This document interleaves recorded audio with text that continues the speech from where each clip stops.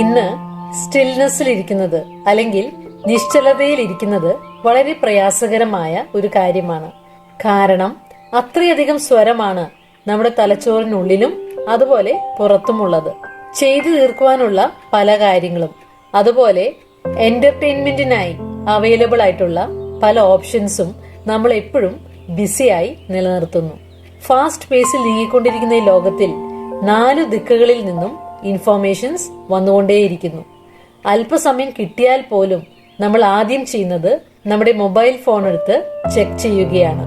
അതുകൊണ്ട് തന്നെ നിശ്ചലതയിലിരിക്കുന്നത് ചിന്തിക്കുക പോലും പലർക്കും പ്രയാസകരമാണ്.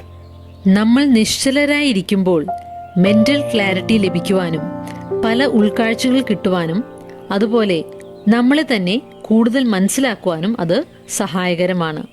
നമ്മൾ ഒറ്റയ്ക്ക് നിശ്ചലതയിലാകുന്നത് പരിശീലിക്കുമ്പോൾ നമ്മൾ നമ്മളോട് തന്നെ സ്വയം പല ചോദ്യങ്ങളും ചോദിക്കാൻ ആരംഭിക്കും. ഞാൻ എൻ്റെ ജീവിതത്തിൽ ശരിക്കും ചെയ്യേണ്ട കാര്യങ്ങളാണോ ചെയ്യുന്നത്? അപ്പൻ എന്ന നിലയിൽ, അമ്മ എന്ന നിലയിൽ, ഭാര്യ എന്ന നിലയിൽ, ഭർത്താവ് എന്ന നിലയിൽ, മകനോ മകളോ എന്ന നിലയിൽ ഞാൻ എൻ്റെ കടമകൾ നിർവഹിക്കുന്നുണ്ടോ? Am I taking things for granted?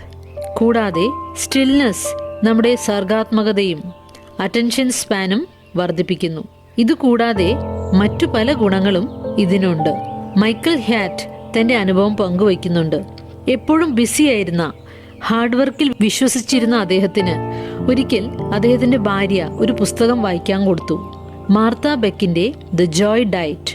അതിലെ ആദ്യത്തെ അധ്യായമായിരുന്നു നത്തിങ്.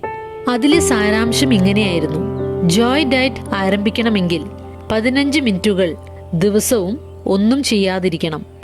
അത് 3 ആഴ്ചയോളം മുടങ്ങാതെ അദ്ദേഹം ചെയ്തു. അത് വ്യത്യസ്തമായ ഒരു അനുഭവമായി അദ്ദേഹത്തിന് തോന്നി. ഒന്നും ചെയ്യാതിരിക്കുകയാണ് നിങ്ങൾക്ക് ഏറ്റെടുക്കാവുന്ന ഏറ്റവും പ്രൊഡക്റ്റീവായ ആക്ടിവിറ്റി എന്ന് അദ്ദേഹം കൂട്ടിച്ചേർക്കുന്നു. ഒന്നും ചെയ്യാതിരിക്കുക എന്നാൽ നിശ്ചലമായിരിക്കുക എന്നാണ്. മനസ്സിനെ നിശബ്ദമാക്കി വെറുതെ ആയിരിക്കുക എന്നാണ് എന്ന് ബെക്ക് പറയുന്നു. സാം 46:10 പറയുന്നു, be still and know that I am God. ഇത് സ്റ്റിൽനെസിന്റെ പ്രാധാന്യം വ്യക്തമാക്കുന്ന ഒരു ബൈബിൾ വചനമാണ്. മൈക്കൽ ഹാറ്റ് നിശ്ചലതയിലിരിക്കാൻ കുറച്ച് ടിപ്സ് പറയുന്നുണ്ട്. ദിവസവും നിശ്ചലതയിലിരിക്കാൻ ഒരു പ്രത്യേക സമയവും സ്ഥലവും കണ്ടെത്തുക. സാധിക്കുമെങ്കിൽ 15 മിനിറ്റ് ഇരിക്കുന്നത് നല്ലതായിരിക്കും. 15 മിനിറ്റിന്റെ അലാം സെറ്റ് ചെയ്യാം. അതിനുശേഷം വളരെ റിലാക്സ്ഡായി സ്വസ്ഥമായി നിശബ്ദമായിരിക്കാം, ഒന്നും ചെയ്യാതെ. ഈ ഒരു സമയത്ത് ചിന്തകൾ കടന്നു വരുമ്പോൾ അവയെ വെറുതെ നിരീക്ഷിക്കുക, ഒബ്സർവ് ചെയ്യുക. അവയെക്കുറിച്ച് വിശകലനം ഒന്നും ചെയ്യാതെ, അനലൈസ് ചെയ്യാതെ. ഇതിനെ നോൺ ജഡ്ജ്മെന്റൽ ഒബ്സർവേഷൻ എന്നും പറയാം. കഴിഞ്ഞുപോയ കാര്യങ്ങളെക്കുറിച്ചോ ഭാവിയെക്കുറിച്ചോ ചിന്തിക്കേണ്ടതില്ല. പകരം പ്രസന്റ് മൊമെന്റിലായിരിക്കാൻ ശ്രമിക്കാം, ചിന്തകളെ നിരീക്ഷിച്ചുകൊണ്ട്. മറ്റൊരു കാര്യമാണ് ലേൺ ടു റിട്ടേൺ. മനസ്സിന് ശാന്തിയും സമാധാനവും തന്ന ഒരിടത്തെ, ഒരു സ്ഥലത്തെ സാധിക്കുമ്പോഴൊക്കെ ഓർത്തെടുക്കുവാൻ ശ്രമിക്കാം. ഇതും സ്റ്റിൽനെസ്സിലായിരിക്കുവാൻ സഹായിക്കും. ഇതിലെ ഏറ്റവും പ്രധാനപ്പെട്ട കാര്യം എന്നത് ജസ്റ്റ് സ്റ്റാർട്ട് എന്നതാണ്. എനിക്ക് സമയമില്ല, ഞാൻ എപ്പോഴും ബിസിയാണ് എന്ന് കരുതരുത്. 5 മിനിറ്റെങ്കിലും കണ്ടെത്താൻ ശ്രമിക്കാം. നിങ്ങൾ ഏറ്റവും ബിസിയായ വ്യക്തിയാണോ എങ്കിൽ നിങ്ങൾക്കാണ് ഇത് ഏറ്റവും ആവശ്യമെന്ന് ഓർക്കുക. മറ്റു ചില ആളുകൾ നിശ്ചലതയിൽ ഇരിക്കാൻ ആഗ്രഹിക്കാത്തത് അത് ബോറിംഗ് ആയി കരുതുന്നത് കൊണ്ടാണ്. എന്നാൽ നമ്മൾ മനസ്സിലാക്കേണ്ട ഒരു കാര്യം, ബോർഡമിൽ ഇരിക്കുന്നത് നമ്മുടെ തലച്ചോറിന് ഗുണകരമാണെന്നുള്ളതാണ്. നമ്മൾ ബോറായിരിക്കുമ്പോൾ നമ്മുടെ തലച്ചോറ് റിലാക്സ്ഡ് ആകുന്നു. ഈ ഒരു സമയത്ത് നമ്മുടെ ക്രിയേറ്റിവിറ്റി, സർഗാത്മകത ആക്ഷനിലേക്ക് വരുന്നു.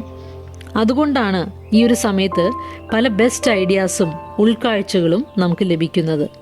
നമ്മുടെ ശരീരം ഡിസൈൻ ചെയ്യപ്പെട്ടിട്ടുള്ളത് എപ്പോഴും ഹൈ പെർഫോമൻസിൽ നിലനിൽക്കുവാനായിട്ടല്ല. അതുകൊണ്ട് തന്നെ ഏകദേശം 1.5 മണിക്കൂർ വർക്ക് ചെയ്ത് കഴിയുമ്പോൾ നമുക്കൊരു കൊഗ്നിറ്റീവ് ഡിപ്പ് അനുഭവപ്പെടുന്നു. ഇങ്ങനെ ഉണ്ടാകുന്ന ഡിപ്പിൽ നിന്നും തിരിച്ച് റിസ്റ്റോർ ആകപ്പെടുവാൻ സ്റ്റിൽനെസ്സിലിരിക്കുന്നത്, അല്പം സമയം ഒന്നും ചെയ്യാതിരിക്കുന്നത് വളരെ നല്ലതാണ്. എന്നാൽ നമ്മൾ പലപ്പോഴും ഇതിനു പകരമായി തിരഞ്ഞെടുക്കുന്നത് കോഫി കുടിക്കുന്നതും ഫോണിലൂടെ സ്ക്രോൾ ചെയ്യുന്നതും പോലുള്ള ക്വിക്ക് ഫിക്സസ് ആണ്. ഇത് നമ്മളെ കൂടുതൽ സ്ട്രെസ്ഡ് ആക്കുവാൻ കാരണമാകുന്നു. ചില ആളുകൾ നിശ്ചലതയിൽ ഇരിക്കുവാൻ ആഗ്രഹിക്കാത്തത് അങ്ങനെ ഇരിക്കുമ്പോൾ ഉണ്ടാകുന്ന അൺകംഫർട്ടബിൾ ഫീലിംഗ്സ് മൂലമാണ്. മിക്കവാറും ആളുകളും ഇങ്ങനെയുള്ള ഫീലിംഗ്സിനെ അവോയ്ഡ് ചെയ്യുകയും സപ്രസ് ചെയ്യുകയുമാണ് ചെയ്യുന്നത്. ഇങ്ങനെ ചെയ്യുന്നത് മൂലം ഈ ബുദ്ധിമുട്ടുകൾ ഇല്ലാതാവുകയല്ല, മറിച്ച് അത് മറ്റു പല പ്രശ്നങ്ങളുമായി പുറത്തേക്ക് വരുന്നു എന്നുള്ളതാണ്. ഉദാഹരണമായി ആങ്സൈറ്റിയും ഡിപ്രഷനും മറ്റു പല ഹെൽത്ത് ഇഷ്യൂസുമായി അത് പുറത്തേക്ക് വരുന്നു. എന്നാൽ സ്റ്റിൽനെസ്സിൽ അല്പം സമയം ഇരിക്കാൻ സമയം കണ്ടെത്തിക്കൊണ്ട് ഇങ്ങനെ വരുന്ന ഫീലിങ്സിനെ എക്നോളജ് ചെയ്യുവാനും അക്സെപ്റ്റ് ചെയ്യുവാനും അനുവദിച്ചാൽ നമ്മളെ തന്നെ കൂടുതൽ മനസ്സിലാക്കുവാനും സെൽഫ് കമ്പാഷൻ, സഹാനുഭൂതി വളർത്തിയെടുക്കുവാനും ഇത് സഹായിക്കും. ഫോക്കസ്ഡ് ആയ പ്രവർത്തനവും റെസ്റ്റും തമ്മിലുള്ള ഒരു നല്ല ബാലൻസ് കണ്ടെത്തുന്നത് ജീവിതത്തിൽ കൂടുതൽ സന്തോഷം കണ്ടെത്താനും സന്തോഷകരമായ ബന്ധങ്ങൾ സ്വയവും മറ്റുള്ളവരുമായും വളർത്തിയെടുക്കുവാനും നമ്മുടെ നെർവസ് സിസ്റ്റം കാം ഡൗൺ ചെയ്യുവാനും നമ്മുടെ ശാരീരിക ആരോഗ്യം മെച്ചപ്പെടുത്തുവാനും വളരെയധികം സഹായകരമാണ്. ഇൻറ്റ്യൂഷൻസിനെ പലപ്പോഴും സ്റ്റിൽ സ്മോൾ വോയിസ് ആയി പറയാറുണ്ട്. ഈ സ്റ്റിൽനെസ്സിൽ കേൾക്കുന്ന കൊച്ചു സ്വരം നമ്മുടെ ഉള്ളിൽ നിന്നും വരുന്ന അല്ലെങ്കിൽ ദൈവത്തിന്റെ സ്വരമായി കാണാവുന്നതാണ്. ഈ കൊച്ചു സ്വരം നമ്മളോട് നിരന്തരം സംസാരിക്കുന്നുണ്ട്, നമുക്ക് ഏറ്റവും നല്ല ഗൈഡൻസ് നൽകിക്കൊണ്ടിരിക്കുന്നുണ്ട്. എന്നാൽ ഈ ലോകത്തിലെ വലിയ ബഹളങ്ങളിൽ നിന്നും മാറിയാലേ, നിശ്ചലതയിലായിരുന്നാലേ നമുക്ക് ഈ കൊച്ചു സ്വരത്തെ കേൾക്കാൻ സാധിക്കുകയുള്ളൂ. ഹെർമാൻ ഹെസ്സെ പറയുന്നു, within you there is a stillness and a sanctuary to which you can retreat at any time. അതുകൊണ്ട് നമ്മുടെ ചുറ്റുമുള്ള ബഹളങ്ങളിൽ നിന്നും പിൻവാങ്ങി നമ്മളെ തന്നെ ഡീസ്ട്രെസ് ചെയ്യുവാനും അതുപോലെ തന്നെ നമുക്ക് വേണ്ട ഗൈഡൻസ് ലഭിക്കുവാനും നമുക്ക് സാധിക്കുമ്പോഴൊക്കെ അല്പം സമയം കണ്ടെത്തി സ്റ്റിൽനെസ്സിലായിരിക്കാം, നിശ്ചലതയിൽ ആയിരിക്കാം.